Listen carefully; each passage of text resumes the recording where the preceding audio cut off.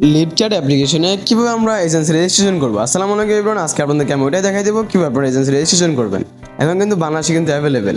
আচ্ছা দেখেন, এখানে বলতেছে যে your name, WhatsApp number, phone number, verification code, inter password, inter password. তোমরা এটা কীভাবে রেজিস্ট্রেশন করবো আজকে তোমাদেরকে এটাই দেখাই দেবো। ফার্স্ট অফ অল ওইখানে আমি আমার নামটা দিয়ে দিব। মনে করো আমার যেটা নাম যেটা ইউজ করি সবসময় নসিব অফিসিয়াল। এখন এখানে বলতেছে হোয়াটসঅ্যাপ, আর এখানে হোয়াটসঅ্যাপ নাম্বারটা দেওয়ার আগে অবশ্যই আমি বাংলা দিয়ে দিছি, আপনার অবশ্যই +880 দিবেন। হ্যাঁ, প্রয়োজনে 880 দেওয়ার দরকার নাই, যদি না করে আসে তাহলে 880 বাদ দিবেন, জাস্ট 0 দিবেন, বুঝতে পারছেন। এখন এখানে আপনি আপনার ফোন নাম্বারটা এখানে সুন্দরভাবে বসিয়ে দিবেন। বসিয়ে দেওয়ার পর এখানে দেখছেন লেখা আছে ভেরিফিকেশন কোড। আগে আপনার এই কোডটা কিন্তু এখানে লিখতে হবে 8804। অবশ্যই আমি এটা লিখে দিছি। আপনারা দেখেন এখানে দেখছেন পাসওয়ার্ড বসাতে বলতেছে, পাসওয়ার্ড এখানে একটা পাসওয়ার্ড বসাবেন, নিচেও সেম টু সেম ওই পাসওয়ার্ডটা কিন্তু বসাতে হবে। এখানে যে পাসওয়ার্ড বসাবেন নিচে সেম টু সেম ওই পাসওয়ার্ডটা কিন্তু বসাতে হবে। আচ্ছা, আমরা এখন এখানে পাসওয়ার্ডটা কিন্তু দিব, আমাদের যেটা পাসওয়ার্ড ইউজ করে থাকি সময়। পাসওয়ার্ড দেওয়ার পর এখানে বলতেছে যে এই সেন্ড।